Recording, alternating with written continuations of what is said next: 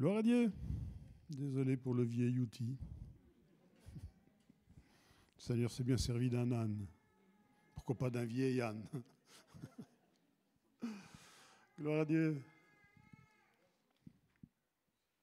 C'est joyeux de se rencontrer comme ça le dimanche. Je réfléchissais tout à l'heure, je me dis, mais waouh, c'est une grâce d'avoir... Je sais qu'à la fin de la semaine, j'aurai un temps de ressourcement, de réconfort et de joie de voir des gens. Si dans la semaine, au niveau du travail, on se dit, waouh, j'en ai assez de les voir, eux, parce que... À la fin de la semaine, je me dis, je vais voir des gens que j'ai envie de voir. Alors, je suis content de vous voir. Gloire à Dieu. J'aimerais qu'on lise ensemble un passage de Marc 5, du verset 1 au verset 17. C'est un passage bien connu d'un épisode de la vie de Jésus que j'ai lu cette semaine. Donc, Marc 5, à partir du verset 1. Ils arrivèrent sur l'autre bord de la mer, dans le pays des Gadaréniens. Aussitôt que Jésus fut hors de la barque, il vint au-devant de lui un homme sortant des sépulcres et possédé d'un esprit impur. Cet homme avait sa demeure dans les sépulcres et personne ne pouvait plus le lier, même avec des chaînes. Car souvent, il avait eu les fers aux pieds et avait été lié de chaînes, mais il avait rompu les chaînes et brisé les fers et personne n'avait la force de le dompter. Il était sans cesse, nuit et jour, dans les sépulcres, sur les montagnes, criant, se meurtrissant avec des pierres. Ayant vu Jésus de loin, il accourut, se prosterna devant lui et s'écria d'une voix forte, « Qu'y a-t-il entre moi et toi, Jésus, fils du Dieu très haut ? Je t'en conjure, au nom de Dieu, ne me tourmente pas. » Car Jésus lui disait, « Sors de cet homme, esprit impur. » Et il demanda, « Mais quel est ton nom ? » ?»« Légion. » Et mon nom lui répondit, « Car nous sommes plusieurs. » Et il le priait instamment de ne pas les envoyer hors du pays. Il y avait là, vers la montagne, un grand troupeau de pourceaux qui paissaient. Et les démons le prièrent, disant, « Envoie-nous dans ces pourceaux afin que nous entrions en eux. » Et il leur permit. Et les esprits impurs sortirent, entrèrent dans les pourceaux, et le troupeau se précipita des pentes escarpées dans la mer. Il y en avait environ 2000, et ils se noyèrent dans la mer. Ceux qui les faisaient paître s'enfuirent et répandirent la nouvelle dans la ville et dans les campagnes. Les gens allèrent voir ce qui était arrivé. Ils vinrent auprès de Jésus et ils virent le démoniaque, celui qui avait eu la légion, assis, vêtu et dans son bon sens, et furent saisis de frayeur. Ceux qui avaient vu ce qui s'était passé leur racontèrent ce qui était arrivé au démoniaque et au pourceau. Alors ils se mirent à supplier Jésus de quitter leur territoire. Comme il montait dans la barque, celui qui avait été démoniaque lui demanda la permission de rester avec lui. Jésus ne lui permit pas, mais il lui dit, « Va dans ta maison, vers les tiens, et raconte-leur ce que le Seigneur t'a fait et comment il a eu pitié de toi. » Voilà un texte bien connu que l'évangile de Marc et d'autres évangiles aussi nous relatent comme un fait qui va nous démontrer ce que Jésus était capable de faire et ce qu'il est encore capable de faire. Et je lisais ce texte cette semaine parce que je cherchais une réponse à une interrogation que j'avais en moi, une chose que je me posais. Et je me suis dit, tiens, peut-être que dans ce texte, j'aurai la réponse à ce que je cherche. Et puis, bien, j'ai lu ce passage, et puis au lieu de me fournir une réponse, il m'a fourni les questions. Alors, je me suis dit, Seigneur, c'est pas ça que je cherchais. Hein. Souvent, ça c'est l'esprit juif. Vous allez poser une question à un juif, généralement, il va vous répondre par une autre question, mais qui vous oriente sur la question que vous lui avez posée. Alors, je me dis, Seigneur, bon, moi, je suis pas juif, je comprends rien, mais je comprends toujours pas, mais j'ai pas la réponse à ma question. Et on s'aperçoit que dans ce passage, effectivement, il y a plein de choses qui nous interpellent, des questions que je ne m'étais jamais posées.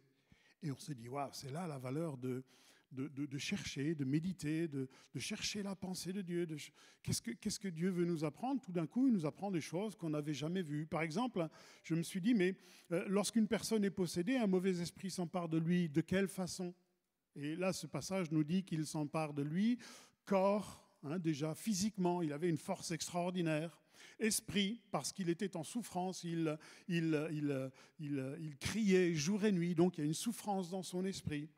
Dans son âme aussi, puisqu'il se faisait des incisions. Et les incisions, on apprend que c'est un rite religieux. D'ailleurs, dans les commandements, le Seigneur nous met en garde contre le fait de se faire des incisions. On le voit aussi avec les prophètes de Baal, quand Élie va faire son sacrifice.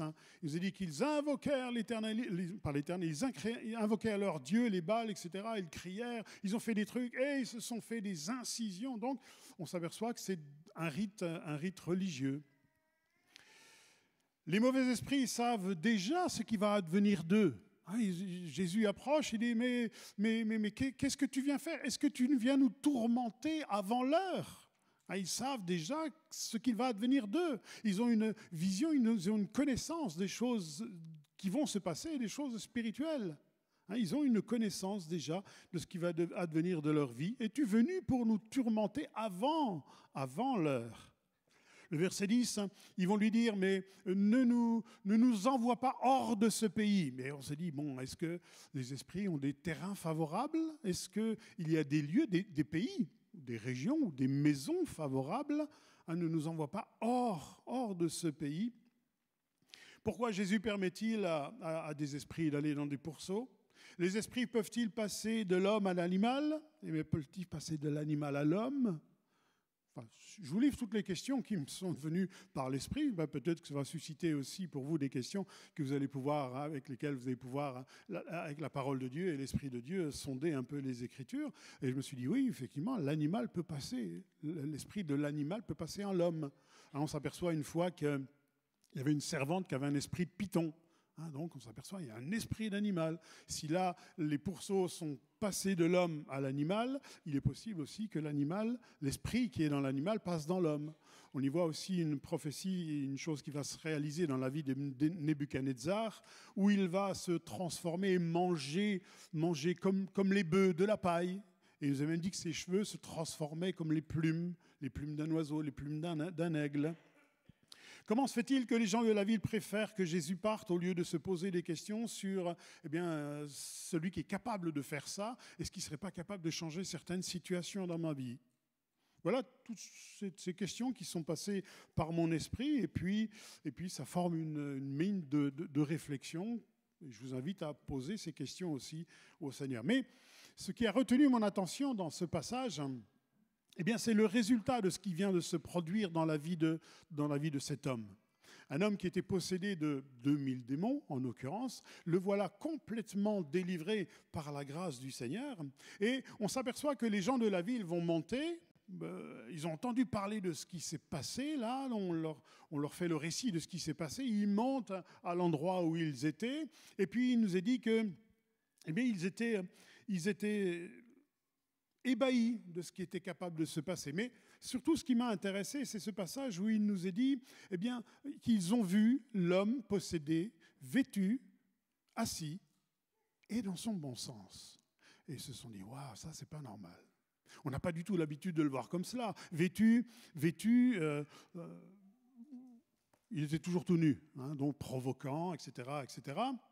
Assis, il était sans arrêt nuit et jour en train de crier dans les sépulcres. C'était plus qu'un hyperactif.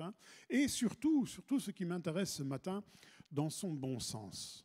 Voilà un homme qui était hors de sens avant.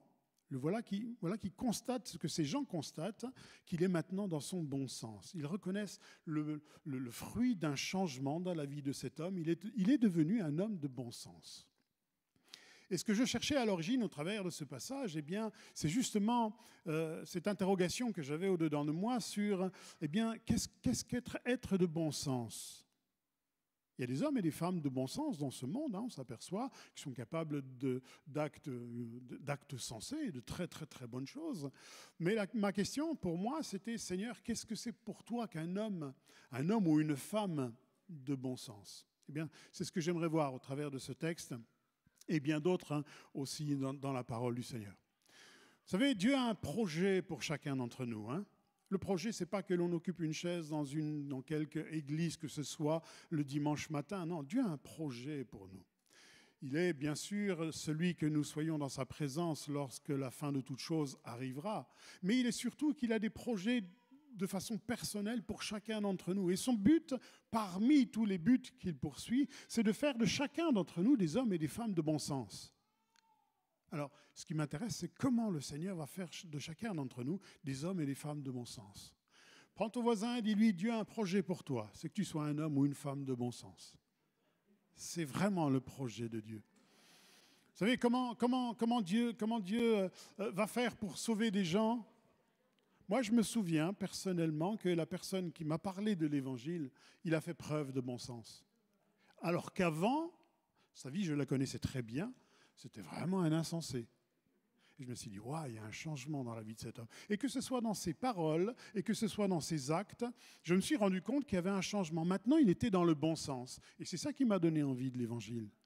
Vous savez, ce qui va attirer le monde à l'Évangile, ce n'est pas nos belles paroles, ce n'est pas parce que je parle bien, c'est parce qu'ils vont voir en chacun d'entre nous, c'est sensé ce qu'il me dit, hein. C'est sensé en parole, mais aussi je vois que les actes correspondent à ce qu'il pense. Et c'est ça finalement le bon sens. C'est lorsque ce qui sort de ma bouche et ce que je pratique dans ma vie est cohérent. Et là je me dis, ouais, il y a quelque chose. Il y a quelque chose de plus dans la vie de cet homme, dans la vie de cette femme. Et Dieu cherche à faire de chacun d'entre nous des hommes et des femmes de bon sens dans le but que nous puissions interpeller par ce que nous sommes et par le moyen que nous avons, ceux qui sont autour de nous et qui ne connaissent pas encore l'Évangile. Et se dire, ouais, ce qu'il a, moi je le veux également. Je le veux également. Alors qu'est-ce que être un homme ou une femme de bon sens selon la parole de Dieu? Comment devenir un homme ou une femme de bon sens? Alors, j'ai vu deux axes, on va dire même. Le premier axe, c'est notre relation avec Dieu. C'est notre relation avec Dieu au travers de cette relation verticale que nous avons avec lui, ces moments de communion que nous avons avec lui, par laquelle le Seigneur attire tout homme à sa création. Et c'est dans cette relation que j'ai avec lui que, finalement, je vais obtenir et devenir quelqu'un déjà, premièrement, de bon sens, dans le sens propre des choses. Par sa parole, par des moments passés avec lui, dans la réflexion, dans la méditation, dans la prière, je vais devenir un homme de bon sens. Vous savez, souvent, vous regardez dans les proverbes, souvent il est question de l'insensé. Les proverbes parlent souvent, et même les psaumes parlent souvent de l'insensé pour décrire des personnes qui font des choses, mais qui ne voient pas dans la finalité de ce qu'ils font. Et si tu ne vois pas où ça va te mener, ce que tu dis, ce que tu penses et ce que tu fais, tu es forcément un insensé. Tu ne vas pas dans le bon sens des choses. Et souvent, on y voit de l'insensé. Par exemple, le psaume 14, verset 1, « L'insensé dit en son cœur, il n'y a point de Dieu. » Ah, mais tu ne sais pas où cette pensée va t'emmener, hein. Tu ne sais pas ce qui va en résulter de ce que tu penses, de ce que tu crois et de ta façon de vivre. Je raisonne comme un insensé quand je raisonne de cette façon. À l'inverse, le proverbe 12 et verset 8 va nous dire « Un homme est estimé par son bon sens ». Et nous avons tous rencontré des hommes et des femmes de bon sens, pas forcément l'Évangile, et on se dit « Ouais, il est intéressant ». Cette personne est intéressante parce qu'au moins il y a de la cohérence dans ses paroles, dans ses actes, et tout m'invite à aller et à le suivre et à faire comme lui, parce qu'il est intéressant. Il y a dans ce monde des hommes et des femmes qui sont des hommes et des femmes de bon sens. Mais quelle définition la Bible nous donne d'un homme et d'une femme de bon sens dans le sens spirituel? Premièrement, c'est bien sûr, le bon sens, nous allons le chercher là-haut. À la conversion, qu'est-ce que nous avons fait dans notre vie? Nous avons fait un demi-tour. Ça veut dire qu'on s'est rendu compte que notre façon de vivre, ce que je pensais, ce que je vivais, ce que je faisais, me conduisait dans un mauvais sens et surtout pas à l'endroit le plus favorable pour moi. Alors, j'ai fait demi-tour et je suis allé dans l'autre sens. Et j'ai acquis ainsi le bon sens. Et on s'aperçoit que c'est déjà un des premiers axes. On s'est intéressé aux choses de Dieu parce qu'on a compris qu'il était la sagesse, qu'il était l'intelligence et que par cette relation que j'allais accepter avec le Seigneur, j'allais apprendre des choses de bon sens. Donc la conversion est déjà le moyen qui nous est donné par la parole de Dieu pour devenir un homme de bon sens. Et parce que c'est important dans la vie d'aller dans le bon sens. Vous savez ce qu'est un conducteur fantôme en Belgique? Vous avez déjà entendu cette expression, un conducteur fantôme? Vous mettez la radio belge des fois, vous entendez « Attention, conducteur fantôme ». Vous ne connaissez pas? C'est quelqu'un qui roule à contresens sur l'autoroute. Véridique, hein? Pourquoi conducteur fantôme? Je ne comprends pas. Il y a un conducteur qui a pris l'autoroute dans l'autre sens. Mais il est complètement malade, lui. Il ne s'est pas rendu compte, mais il est complètement malade. C'est quelqu'un qui roule à contresens. Et dans ce monde, on s'aperçoit qu'il y a plein de gens qui roulent à contresens. Et lorsqu'on s'est donné au Seigneur, lorsqu'on s'est converti, on s'aperçoit que passent à côté de nous, ou même très proches de nous, des gens qui sont à contresens. Et on s'est dit, mais qu'est-ce que je peux faire pour l'aider? Qu'est-ce que je peux faire pour l'aider à réaliser? Eh bien, tourne-toi et va dans l'autre sens. Qu'est-ce que je peux faire pour cela? La Bible nous donne un conducteur fantôme dans Ecclésiaste, chapitre 10 et verset 3. Le livre d'Ecclésiaste, je me suis dit, ah tiens, voilà un conducteur fantôme. Ecclésiaste, chapitre 10 et verset 3, qui va nous dire ceci. Quand l'insensé, voilà, verset 3, quand l'insensé marche dans un chemin, le sens lui manque. Et il dit de chacun, voilà un fou. Ça veut dire quoi? Que les incroyants qui ne se sont pas convertis, eux, ils nous croisent à nous qui sommes dans l'autre sens et ils se disent, mais ils sont complètement malades, eux, sans se rendre compte que c'est eux les conducteurs fantômes. Et ils se disent, waouh, Seigneur, tu avais vu déjà les conducteurs fantômes belges. C'est extraordinaire, ça, quand même. Et on s'aperçoit que, eh bien, on va dans un sens et les autres vont dans un autre sens. Et on se dit, mais comment faire? Comment devenir un homme de bon sens? Et comment influencer les autres pour qu'ils viennent dans le bon sens? Avoir du bon sens, la Wikipédia nous donne cette définition, c'est la capacité à discerner clairement ce qui est évident sans être distrait par d'autres considérations. La capacité à discerner clairement ce qui est évident. Il y a bien d'autres définitions que l'on pourrait donner. C'est par exemple une attitude qui privilégie le réel, qui agit avec pragmatisme selon l'appréciation de la réalité. C'est aussi une disposition à l'esprit de juger avec clarté. C'est également la qualité de celui qui forme ses opinions en distinguant et en évaluant. Et c'est aussi la qualité d'une personne raisonnable faisant preuve de jugement pratique. Voilà donc à quoi le Seigneur nous destine et ce qu'il attend d'entre nous. Vous savez, il a dit, vous êtes le sel de la terre, vous êtes la lumière du monde. Mais si le sel perd sa saveur, c'est-à-dire que s'il reprend l'autre sens, il ne sert plus à rien du tout. Et si la lumière est mal orientée, à quoi elle sert cette lumière? À rien. Et Dieu a projet pour chacun d'entre nous, frères et sœurs, de faire de nous des hommes et des femmes de bon sens, dans la mesure où nous allons interpeller ceux qui sont dans l'autre sens pour qu'ils se disent « mais qu'est-ce qu'ils font eux et pourquoi ils font comme cela ?» Et pourquoi ils font comme cela? Et on va donner notre témoignage de ce que nous avons vécu avec le Seigneur. Et c'est à l'Esprit de Dieu de faire le reste et de se dire « mais waouh, t'as vu un peu dans la vie de cet homme ce que j'ai fait? Je suis capable de faire la même chose dans la tienne. » Être un homme de bon sens. Toute la Bible, vous savez, nous est donnée. Et toute cette parole extraordinaire nous est donnée pour être et devenir quelqu'un de bon sens. Lisons voir ensemble le Proverbe chapitre 1, versets 1 à 3.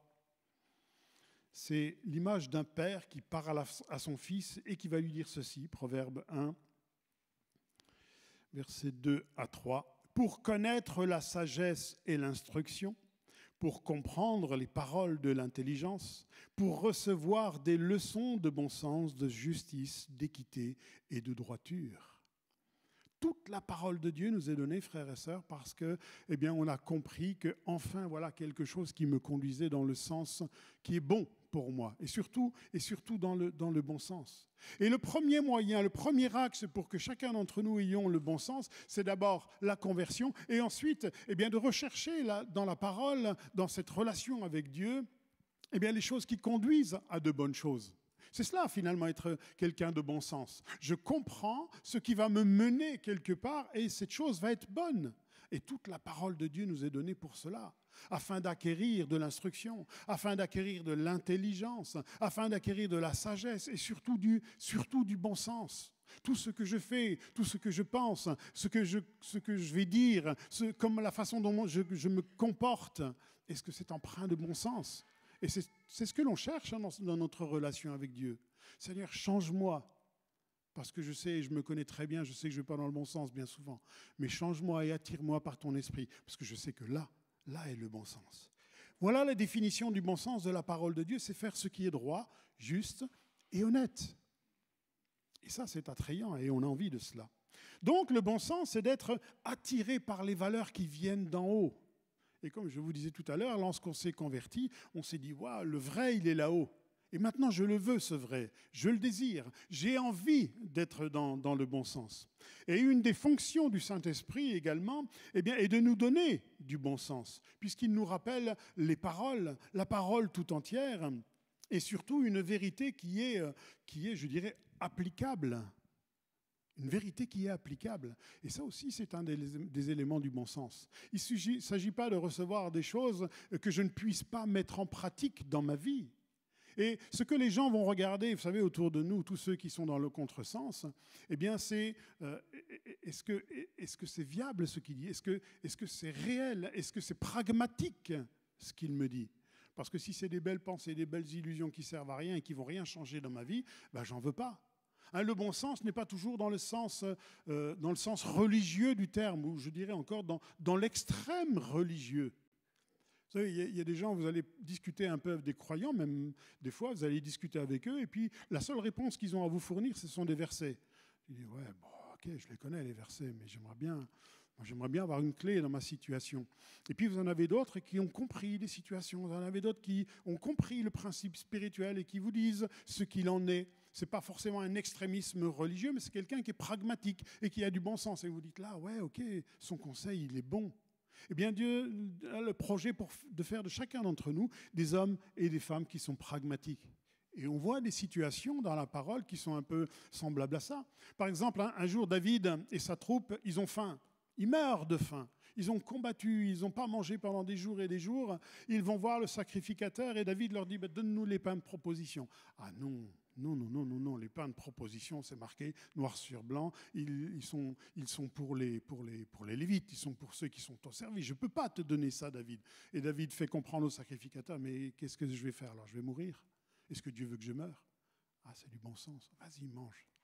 On s'aperçoit également Caïphe, un souverain sacrificateur, inspiré par le Saint-Esprit, va dire, mais il est avantageux qu'un seul meure pour le bien du peuple.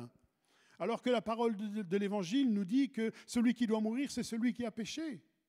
Et on s'aperçoit qu'à la suite de cela, Jésus va mourir, lui qui n'avait pas péché, pour la faveur de ceux qui ont péché. On se dit, mais c'est un contresens. Et pourtant, c'est une parole pleine de bon sens. C'est une parole pleine de bon sens. Un jour, on amène une femme vers Jésus, surprise en flagrant délit d'adultère, et on lui dit, cette femme doit être lapidée. Qu'est-ce que Jésus va dire ? Il va dire, oui. C'est la loi. Mais vous ne pensez pas qu'il y a un autre moyen de faire. Et cet autre moyen de faire, ben, celui qui n'a jamais péché, qui lui jette la première pierre. Alors, elle aurait dû mourir. Et Jésus aurait même très bien pu dire, ben, moi, je vais lui jeter la pierre, je n'ai jamais péché. Mais effectivement, il aurait très bien pu lui jeter la première. Et si lui avait jeté la première, les autres auraient facilement suivi. Mais il dit à la femme, non, ne pêche plus, va, rentre chez toi. Mais ne pêche plus. Et on s'aperçoit que c'est vraiment des paroles de bon sens, des paroles qui ne sont pas d'un extrémisme religieux, mais des paroles qui vont dans un bon sens de la vie, un bon sens de la pensée de Dieu. En fait, ces faits et bien d'autres nous montrent des situations qu'on pourrait qualifier de la volonté de Dieu. Ah oui, une femme surprise en flagrant délit d'adultère, la loi disait qu'elle devait être lapidée. Et pourtant, Dieu semble acquiescer cette situation où il y a un pragmatisme, il y a un bon sens qui est mis en pratique. Et on se dit, mais comment peut-on aller au-delà de la parole de Dieu et de la Bible ? Je crois que Dieu nous demande d'être des hommes et des femmes de bon sens. Pas simplement des hommes et des femmes qui ont des versets à donner, il faut faire ceci, il faut faire cela, mais d'apporter des clés dans la vie de ceux qui ont besoin du Seigneur. Mais dans les choses de l'esprit, nous sommes aussi invités à faire preuve de bon sens également. Lisez voir avec moi Colossiens, chapitre 1, verset 9. J'ai lu ce passage aussi cette semaine et vraiment je remercie le Seigneur de m'avoir éclairé là-dessus. Colossiens, chapitre 1, verset 9. On se targue bien souvent, ah là c'est la volonté de Dieu, il faut faire la volonté de Dieu. Bien sûr qu'il faut faire la volonté de Dieu, absolument. Dans cet épître aux Colossiens, vous lisez un peu, vous apercevez que Paul est en train de louer cette église parce que ça dit, vraiment, je suis vraiment content du résultat qui est au milieu de vous. Vous êtes vraiment des hommes et des femmes qui mettez en pratique la parole. On parle partout de votre témoignage, de l'amour que vous avez pour la parole, l'amour que vous avez pour les saints et ce que vous êtes capable de faire. Et il va poursuivre et il va dire ceci, Je veux dire au verset 9, « C'est pour cela que nous aussi, depuis le jour où nous en avons été informés, nous ne cessons de prier Dieu pour vous. Nous demandons que vous soyez remplis de la connaissance de sa volonté, en toute sagesse et en toute intelligence spirituelle pour marcher d'une manière digne du Seigneur. » On entend souvent, surtout, je ne sais pas si vous avez l'occasion d'écouter des prédications sur le net et en général, il faut faire la volonté de Dieu. Ah oui, bien sûr qu'il faut faire la volonté de Dieu. Paul dit, mais vous avez commencé à vivre l'évangile et il y a vraiment un beau fruit au milieu de vous. Et c'est pour cela que je vais prier pour que vous ayez la connaissance de la volonté de Dieu. Et je pense que tous, chacun d'entre nous, on prie tous, Seigneur, quelle est ta volonté? Fais-moi connaître ta volonté. Et l'apôtre Paul dit, eh bien, que vous connaissiez la volonté de Dieu en toute sagesse et en toute intelligence spirituelle. Et je me dis qu'il est là le bon sens. Il est là le bon sens. C'est-à-dire que quelque chose que je vais recevoir de la part du Seigneur, bien sûr que c'est sa volonté, mais est-ce le temps de le pratiquer? Les moyens me sont-ils donnés pour pratiquer maintenant ce qui m'a été fait connaître de la parole de Dieu? Et je me dis, mais il est là quelque part le bon sens. Le Saint-Esprit nous fait connaître des choses qui sont de la volonté de Dieu, mais est-ce le temps? Est-ce les circonstances pour le pratiquer maintenant? Et c'est à cela que le Seigneur désire que nous arrivions. Nous donner cette connaissance, cette sensibilité au travers de la parole pour nous dire, eh bien Seigneur, ta volonté, je la connais, tu me l'as fait connaître, mais j'aimerais bien savoir maintenant que tu me guides. Est-ce véritablement le temps? Vous savez, lorsque les prophètes recevaient des choses, des fois on est surpris qu'ils vont les donner 1 ou 2 ans après. 1 ou 2 ans après, on se dit, mais oh, Seigneur t'a parlé, c'est le moment de le dire. Non, ce n'est pas le moment. Non, ce n'est pas le moment. Et c'est là le bon sens. Parce que vous apercevez qu'il y a bien des gens qui disent, le Seigneur m'a parlé, le Seigneur m'a dit. Et puis on fonce, et puis on s'aperçoit que les fruits qu'ils portent, waouh, ça fait du dégât. Et on se dit, mais est-ce que tu as du bon sens? Est-ce que tu as du bon sens? Est-ce que c'est par sagesse que tu fais? Est-ce que c'est par connaissance des choses de Dieu? Est-ce que dans ta relation avec le Seigneur, tu as cultivé et tu es allé plus loin que le fait de connaître la volonté de Dieu, mais de sentir le cœur de Dieu qui te dit, vas-y maintenant, ou bien attends. Et je crois que le bon sens, il est là pour chacun d'entre nous. Bien plus que de connaître la volonté de Dieu, ce que Dieu m'a fait connaître est-il applicable maintenant? Si Dieu me fait connaître sa volonté et que ce n'est pas vraiment le moment de l'appliquer, je vais faire du dégât, forcément. À quoi cela va aboutir? Et est-ce le temps pour le faire? Proverbe 12,15 nous dit « L'insensé pense toujours qu'il fait bien, mais le sage écoute les conseils. » Alors quand je reçois quelque chose de la part du Seigneur, plutôt que de foncer et me dire « C'est la volonté de Dieu, j'y vais, je fonce », je pense que c'est de notre bon sens de se dire « Seigneur, je veux aussi les moyens. Ce que tu m'as révélé, je veux aussi le moyen de l'appliquer. Je veux comprendre quand est-ce que le moment de l'appliquer, comment je dois le faire. Et si je n'ai pas de réponse de la part du Seigneur, eh bien peut-être que des frères ou des sœurs au milieu de nous sont capables de nous aider. Eux qui ont une relation depuis plusieurs années ont cette sensibilité, cette connaissance de la parole de Dieu, cette intelligence qui nous est donnée à tous d'avoir, de se dire, d'aller partager cette parole ou cette volonté de Dieu que je viens d'apprendre. Mais qu'est-ce que tu en penses? Qu'est-ce que je dois faire de cela? Ça m'est déjà arrivé et on m'a dit, attends, fais surtout pas ça. Mais c'est de la volonté de Dieu. Oui, mais attends, regarde ce que ça va produire. Et puis vous êtes là, ah ouais, c'est vrai, je n'avais pas vu moi. Et c'est cela le bon sens, frères et sœurs. Et c'est dans cette mesure-là que le Seigneur nous appelle. Ce n'est pas simplement des hommes qui ont la connaissance du bon sens et de la parole. Vous apercevez qu'il y a des gens, il faut faire comme cela, le verset dit ceci, le verset dit cela. Bien sûr que ce verset dit cela. Mais est-ce qu'elle s'applique à la personne? Est-ce que c'est pragmatique? Est-ce que cette personne est prête à entendre cela? Est-ce que je ne dois pas attendre un temps pour que la personne entende ce que j'ai à lui dire de la part du Seigneur? On s'aperçoit que le bon sens, il est là aussi. Et c'est vraiment à quoi le Seigneur nous invite à vivre. L'insensé pense toujours qu'il fait bien, mais le sage écoute les conseils. Proverbe 8, 11, la sagesse habite à côté de la réflexion. À côté de la réflexion. Et c'est pour ça que nous sommes invités à passer du temps avec le Seigneur là-haut. travers de la parole, de la prière, de la méditation, entouré aussi par ceux qui ont de l'expérience dans la vie de foi, dans la vie spirituelle, parce qu'ils vont nous apprendre des choses pour acquérir le bon sens et la sagesse. Dieu nous veut comme étant des hommes et des femmes de bon sens, hein. Pas simplement des hommes qui se disent je suis chrétien, je fais ça parce que la Bible le dit. C'est déjà une bonne chose, c'est déjà un très bon point. Mais nous sommes invités à aller plus loin avec le Seigneur. Et c'est pour cela qu'il nous est dit que l'esprit des prophètes est soumis aux prophètes.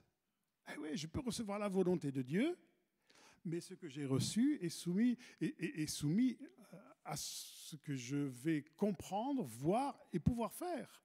C'est ça être pragmatique. Et c'est ça avoir du bon sens. J'ai vu beaucoup de croyants se disant conduits par l'esprit faire des choses qui vont porter des fruits qui sont autre chose que du bon sens. Et on se dit waouh, mais c'est Dieu qui m'a dit de faire ça. Oui, mais attends, tu aurais peut-être pu en parler à quelqu'un.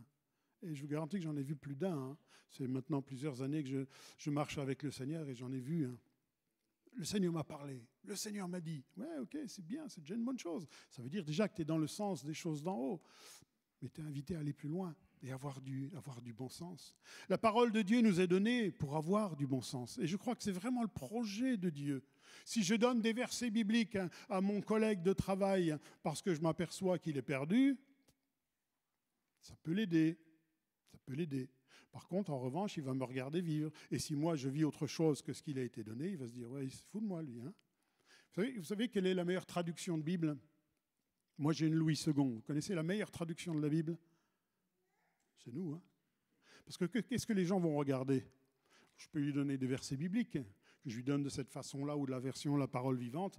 Ça ne va pas changer grand-chose. Hein. Par contre, c'est mon témoignage, c'est ma vie, c'est ce que je vis avec Dieu qui va être le meilleur des témoignages. C'est la meilleure des traductions de la parole de Dieu. Et quand je suis quelqu'un qui ne donne pas des versets comme cela, tu dois faire ci, tu dois faire ça, mais qui, dans ma vie, j'ai compris certains principes de la parole de Dieu, et je sais mettre en pratique aussi, en donnant des conseils qui sont sensés, qui ont du bon sens, la personne va dire « Waouh, ça c'est bon ». La personne qui m'a parlé de l'Évangile, il ne m'a pas parlé du tout par verset. Hein.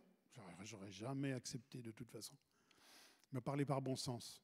Et j'ai vu que dans sa vie, c'est vrai. Je vois qu'il y a des changements, je vois qu'il y a des choses extraordinaires. Et toute la parole de Dieu nous est donnée pour devenir des hommes et des femmes de bon sens. Alors, nous avons pris la direction du ciel au travers de la conversion que nous avons vécue, tous et chacun ici.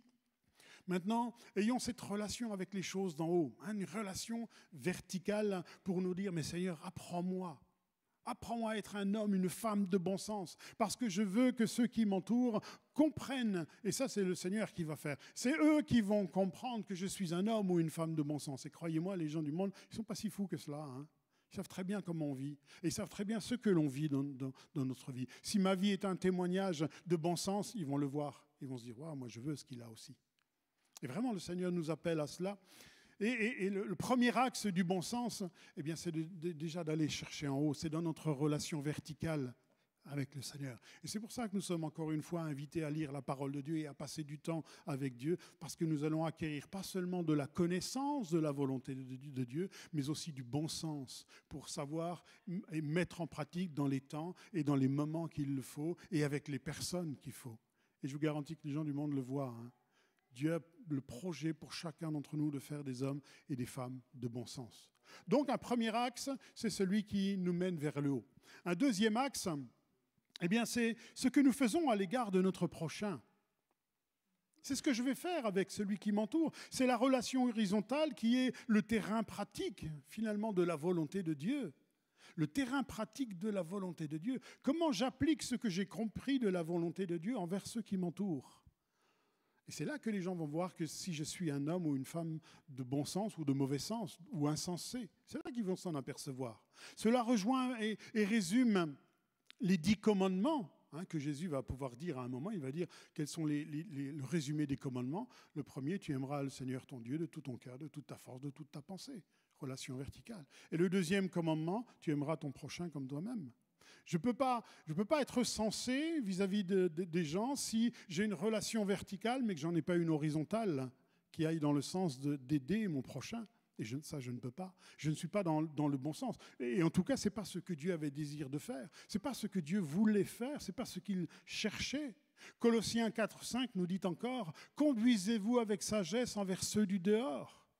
Et se conduire en sagesse, eh bien, c'est bien sûr aller dans le bon sens, mais lui donner à ceux qui nous entourent le moyen, eux aussi, de se rendre compte et de pratiquer, d'être pragmatique dans le fait de mettre la parole de Dieu en pratique. Et c'est ça, le bon sens. À la suite de la délivrance que cet homme va vivre, on pourrait s'attendre à ce que Jésus lui dit « Ouais, viens avec nous ». Jésus, il est chassé par les gens de la ville.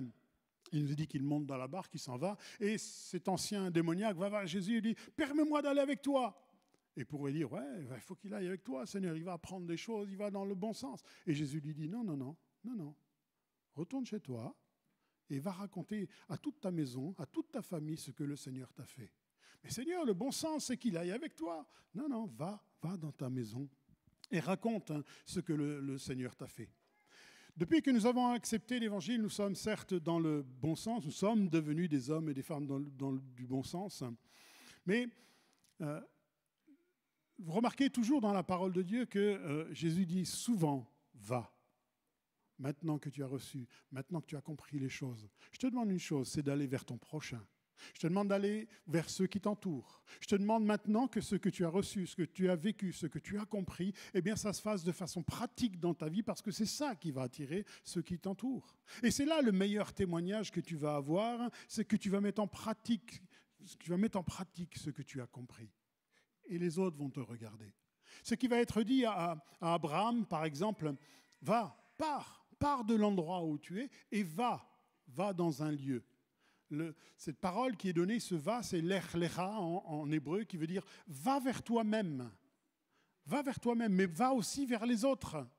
Va vers toi-même et va aussi vers les autres. C'est aller vers soi-même, c'est aussi aller vers les autres. La vie chrétienne, frères et sœurs, est le bon sens des choses. Ce n'est pas simplement de se donner un extrême religieux, mais c'est que ce que j'ai compris de ce qui était important, eh bien, puisse se mettre en pratique dans la vie de ceux qui m'entourent.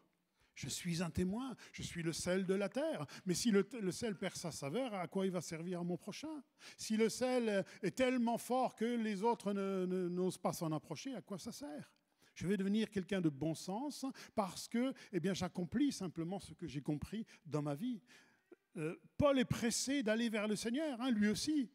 Il dit, mais j'ai hâte que le Seigneur me reprenne. J'ai hâte véritablement. Je suis pressé pour aller vers le Seigneur. Mais le bon sens lui dicte de parler des révélations qu'il a reçues. Il dit, non, je sais que c'est avantageux pour moi de vous partager ce que j'ai reçu. Et voilà une parole de bon sens. Ce que le Seigneur fait de nous, ce n'est pas des extrémistes religieux. À la limite, je vous dirais que ça ne sert à rien. Même si on s'est converti, même si on se dit je vais dans le bon sens. Si ce que je vis ne va pas servir à mon prochain, on va se dire mais à quoi ça sert? J'ai raté l'objectif du Seigneur. L'objectif du Seigneur, ce n'est pas tu aimeras le Seigneur ton Dieu de tout ton cœur, de toute ta force, de toute ta pensée. C'est aussi tu iras vers les autres. Qu'est-ce que tu fais de ton prochain? Et comment tu vis cette parole? Est-ce que les autres vont se rendre compte du bon sens qui est maintenant venu dans ta vie? Et c'est par cela que je tiens de faire de toi un témoin de ce que je suis capable de faire dans une vie. Aller dans le bon sens, vous savez, c'est souvent aller à contre-courant. Et on le sait, on marche à contre-courant de ce monde. Le monde nous invite à des chemins faciles. Le monde nous invite à l'argent facile, au plaisir facile. Et quand ceux qui nous entourent et qui sont dans ce sens-là nous voient dans le sens contraire, ils disent « mais il est fou, lui ». Il est fou. Non, il est dans le bon sens, tout simplement. Mais si je sais lui montrer que dans ma vie, il y a la bénédiction de Dieu, et ça le Saint-Esprit saura leur montrer, ils vont se dire, ouais, ce qu'il a, je le veux bien, moi. Moi aussi, je le veux. C'est-à-dire, vous remarquerez dans la parole de Dieu, chaque fois qu'il est question d'un personnage qui va en direction de Jérusalem, il est toujours dit, à toutes les choses, chaque fois, il monte à Jérusalem. Et chaque fois qu'il nous est parlé d'un personnage qui va en Égypte, il nous est dit il descend en Égypte. Pourtant, ce n'est pas une histoire d'altitude. Non, il y a des monts en Égypte qui sont largement plus hauts que les monts en Israël. Ce n'est pas du tout une histoire d'altitude, c'est une histoire de courant. C'est une histoire d'aller dans le bon sens. C'est une histoire d'aller vers les choses spirituelles. Encore une fois, cette relation verticale, Jérusalem. C'est l'histoire d'aller dans le bon sens. Et on s'aperçoit que, aller dans le bon sens, c'est souvent à contre-courant. C'est plus facile de descendre que de monter. C'est beaucoup plus facile. Est-ce que cela ne veut pas dire que, eh bien, chaque fois que je rencontre une difficulté dans ma vie, eh bien, est-ce que je ne suis pas justement dans le bon sens? Hein, on aimerait être croyant, on aimerait être chrétien et dire au Seigneur, ouais, agis dans mon problème, agis dans ma difficulté, agis dans ceci, agis dans cela, aplanis le sentier de ma vie. Ok, à ce moment-là, c'est du plat ou de la descente, tout va bien dans ma vie. Mais on sait des fois que ça monte. Hein. Est-ce que ça ne veut pas dire que je suis dans le bon sens quand ça monte? Est-ce que ça ne veut pas dire que je suis à contresens des choses du monde quand ça monte? Mais l'important, c'est comment je vais me comporter.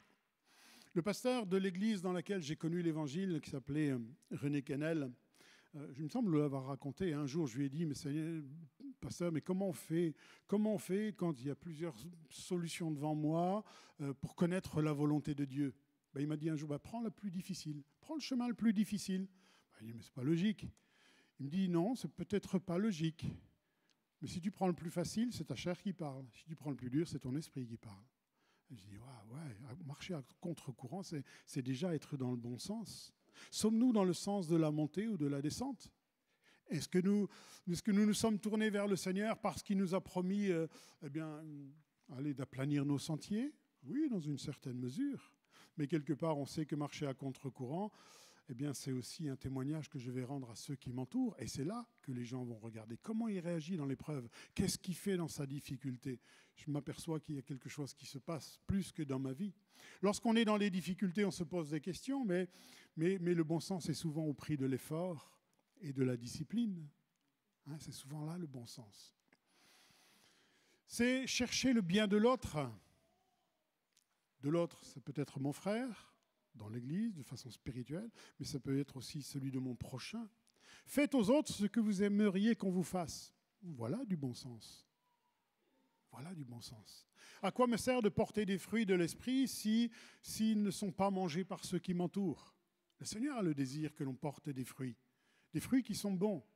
Et ces fruits, ce n'est pas pour nous.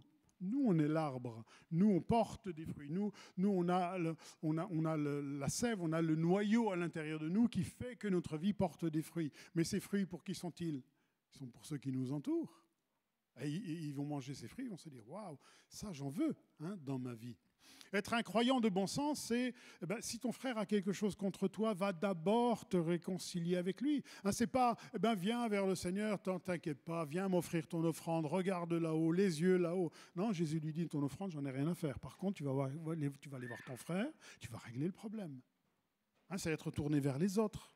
Être de bon sens, c'est pas de se dire, moi je marche avec le Seigneur, puis un point, c'est tout. Non, c'est quelle relation j'ai avec l'autre, avec mon prochain, avec mon frère déjà, premièrement. Va d'abord régler ton problème et viens vers moi après. Souvent, on fait le contresens. Nous. Enfin, moi, je fais le contresens. Oh Seigneur, peu importe. Non, c'est rien, Seigneur, moi, je suis en relation avec toi. Et le Seigneur me dit, non, va régler le problème. C'est ça que je te demande. Et ça, c'est du bon sens. Être un croyant dans le bon sens, c'est cela. Jacques, chapitre 1, verset 27, nous dit que la religion pure et sans tache devant Dieu, notre Père, consiste à visiter les orphelins, les veuves dans l'affliction et à se préserver des souillures du monde. Si j'ai une relation verticale, ce n'est pas pour me satisfaire et puis pour que toutes les choses aillent bien dans ma vie. Non, bien au contraire. C'est pour aller visiter mon prochain qui est dans le besoin. Et ça aussi, c'est du bon sens.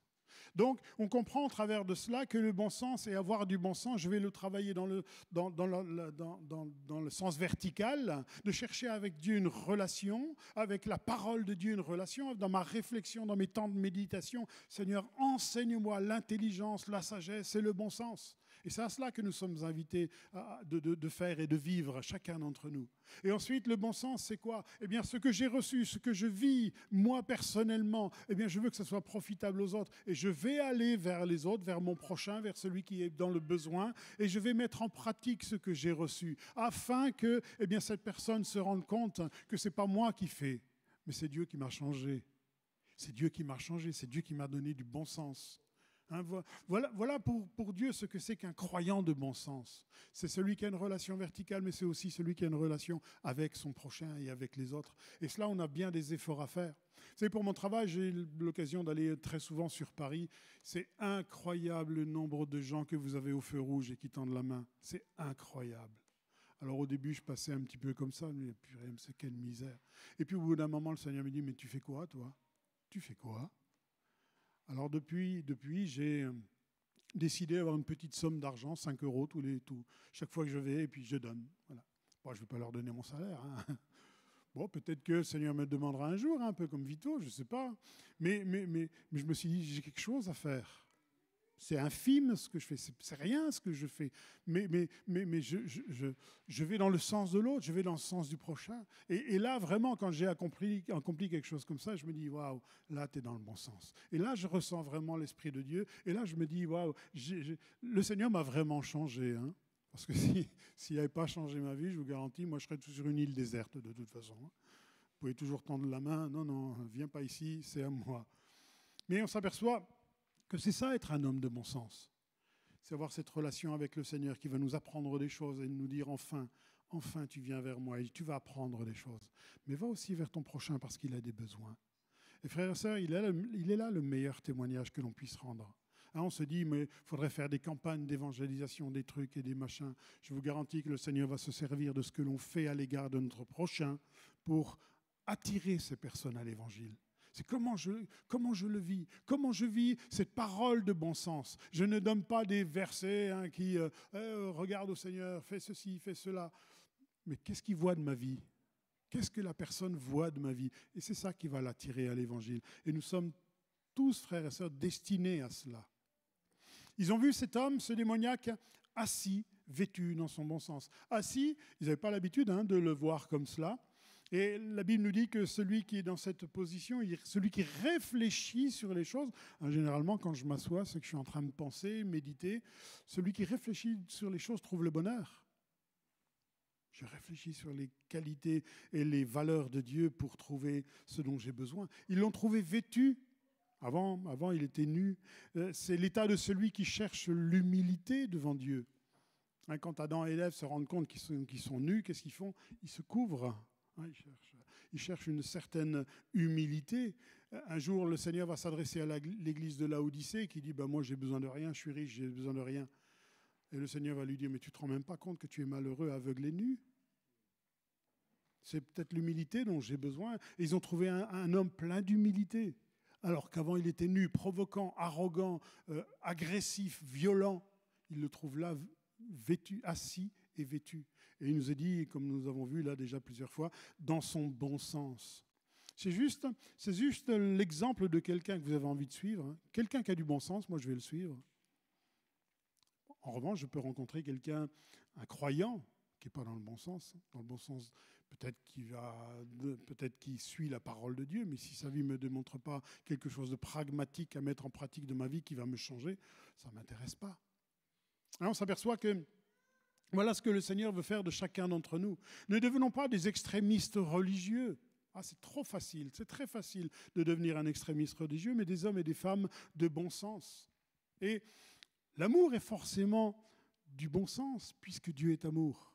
Et quand je vais témoigner cet amour à ceux qui m'entourent, pas simplement par des paroles, mais aussi par des actes, qui vont faire que ces choses vont donner à celui que j'aide la possibilité de se dire mais il s'est passé un truc dans sa vie à lui, et ça je le veux. Alors nous sommes des hommes et des femmes de bon sens qui semons l'Évangile. Le meilleur témoignage qu'on puisse rendre est d'être un homme, une femme de bon sens, c'est en rendant l'Évangile accessible à ceux qui nous entourent. C'est ça le pragmatisme, c'est ça le bon sens. L'Évangile n'est pas des lois que je dois faire, que je dois pratiquer, non. C'est ce que je dois vivre. Et regarde comment je le vis. Regarde comment le Seigneur me donne de vivre cet évangile. Et là, je vais donner envie à ceux qui m'entourent. L'évangile, c'est à ceux-ci tous connaîtront que vous êtes mes disciples, si vous vous aimez les uns les autres. Il ne leur a pas dit si vous priez toute la journée, si vous lisez la Bible toute la journée, si vous recevez des révélations. C'est pas ça, non, si vous aimez les uns les autres. Mais pour aimer mon prochain, pour aimer mon frère, aimer ceux qui m'entourent, j'ai déjà besoin de la grâce de Dieu. Ce monde nous invite à beaucoup d'individualisme. Et on s'aperçoit une grande inquiétude aujourd'hui envers les jeunes. Une grande inquiétude. On devient tous individuels avec nos fameux portables. Ça m'arrive souvent à l'auto-école de voir des jeunes qui attendent leur leçon de conduite. Ils peuvent être 4 comme ça ou 5 en attendant. Ils sont tous là sur leur truc. Je dis, mais ils sont tout seuls. Et des fois, c'est même des copains, ils discutent dans les soirées en s'envoyant des SMS. On est dans une société individualiste. Mais à ceci, tous connaîtront que vous êtes mes disciples. Un dernier passage qui m'a interpellé, Ecclésiaste 10, verset 2, qui nous dit « Le cœur du sage est à sa droite, le cœur de l'insensé à sa gauche. » Attends, Seigneur, je ne comprends pas, ils sont pas mal formés quand même. Et quand je me suis converti, tu n'as pas mis le cœur au bon endroit. Non, mais la droite et la gauche sont souvent l'image dans la parole de Dieu de celui qui est dans la bénédiction et celui qui est dans l'autre sens. Et Dieu nous invite d'être dans le bon sens. Et Dieu nous invite à être des hommes et des femmes qui ont le cœur au bon endroit. Et le cœur au bon endroit, c'est le cœur qui aspire aux choses et aux valeurs d'en haut, mais aussi qui s'occupe des besoins d'en bas. Et frères et sœurs, voilà la destinée que Dieu a pour chacun d'entre nous. Son but n'était pas de faire de moi un incroyant, un incrédule et tout ce que l'on veut, un mécréant, un drogué et tout ce qu'on veut, de faire quelqu'un qui occupe une place dans l'Église aujourd'hui. Non, mais c'est de quelqu'un qui est utile à son œuvre, qui vit l'Évangile, parce que ma façon de vivre, le Seigneur va s'en servir pour attirer d'autres. Et ça, on est tous concernés. Nous sommes tous concernés. Ça, c'est le but de Dieu. Vous êtes le sel de la terre. Vous êtes la lumière du monde. Et si nous agissons en insensé, frères et sœurs, la lumière n'attire pas. Absolument pas. Le sel, j'en veux pas. Mais Dieu a vraiment ce projet, parmi toutes les choses qu'il poursuit dans notre vie et tous les changements qu'il opère dans notre vie, il a vraiment le désir de faire de chacun d'entre nous des hommes et des femmes de bon sens. Et ma question à moi et mon interrogation à moi, et ma prière à moi maintenant, aujourd'hui, depuis que j'ai réalisé cela, depuis que j'ai fait ce message, c'est Seigneur, fais de moi un homme de bon sens, qui comprend les valeurs spirituelles, qui comprend les valeurs qui sont en haut, qui comprend les valeurs de ton cœur, mais qui sache aussi le mettre en pratique pour ceux qui sont dans le besoin. Parce que si je ne vais que dans un sens, je vais devenir un extrémiste religieux. Si je vais dans l'autre sens et pas dans le sens de la hauteur, je vis autre chose, mais je ne vis pas la volonté de Dieu. Et voilà les deux axes de nos vies, et voilà les deux axes d'être quelqu'un dans le bon sens. Je recherche les valeurs du Seigneur. Et ça, je suis convaincu que chacun d'entre nous, on a ce désir. Sinon, on ne serait pas là ce matin. Mais que ce que l'on va vivre, ce que l'on va comprendre, ce que l'on va méditer, recevoir de la part du Seigneur. Il ne faut pas que ça reste pour nous comme une bénédiction. Ah, merci Seigneur, tu me fais vivre des choses extraordinaires. Mais je vais vers l'autre parce que l'autre, il en a besoin aussi. Et avoir du bon sens, eh bien, ce sont ces deux axes, ce sont ces deux directions. Et pour cela, chacun d'entre nous, nous sommes appelés à devenir cela. Et vraiment, vraiment, le Seigneur compte sur nous. Vous savez, il pourrait annoncer l'Évangile, il pourrait envoyer des anges, Je crois qu'il le ferait largement mieux que nous, largement. Mais il compte sur chacun d'entre nous. Et quelque part, si nous ne sommes pas des hommes et des femmes de bon sens, on se dit, mais comment ils vont comprendre? Si la trompette rend un son confus, comment vont-ils comprendre ce que veut dire le son de la trompette? Si mon évangile que je vis, moi, d'une façon personnelle, est confuse aux yeux et aux vues de ceux qui m'entourent, comment vont-ils comprendre l'évangile? Mais je crois vraiment que si je cherche le bon sens et que ma prière est Seigneur, fais de nous, fais de cette Église, fais de ma vie quelqu'un qui cherche véritablement le bon sens, alors je pense que Dieu peut nous utiliser parce que c'est son projet, c'est son but. À ceci, tous connaîtront que vous êtes mes disciples. Alors peut-être une prière que nous pouvons faire, un axe de demande que nous pouvons avoir maintenant de plus dans notre vie. Il y a bien des choses à demander au Seigneur, mais que nous soyons sensibles à cela et dire, Seigneur, fais de moi un homme ou une femme de bon sens. J'ai vraiment envie d'aller dans le bon sens, plus que dans le sens vertical, mais aussi dans le sens horizontal. Et la combinaison des deux va faire que je fais ta volonté. Et c'est exactement ce que Jésus a fait. Lui, l'axe vertical, il l'avait, il était en branchement direct, il était plus qu'en 5G. Mais il a dit, je ne suis pas venu pour être servi, je suis venu pour servir. Et on a ces deux axes-là qui ont fait de Jésus une vie vraiment dans le bon sens. Et c'est vraiment ce que le Seigneur cherche à partager et à nous donner de vivre. Alors voilà peut-être un sujet de prière sur vos cœurs quand vous rentrerez en relation avec le Seigneur. Fais de moi un homme, une femme de bon sens. Amen. Merci Père éternel. Merci notre Dieu, tu nous as fait connaître ton merveilleux évangile, ton extraordinaire parole, parce qu'elle est pleine de sagesse, pleine de droiture, pleine d'honnêteté, elle est pleine d'intelligence, pleine de connaissance. Seigneur, on aspire à cela, on désire cela, on prie pour cela. Seigneur, donne-nous le cœur qui cherche le bon sens, de recevoir ces choses, mais aussi de savoir les donner à ceux qui nous entourent. Qu'est-ce que je fais pour mon prochain? Comment j'applique cet évangile dans ma vie qui va donner à celui qui m'entoure l'envie de te connaître, Seigneur?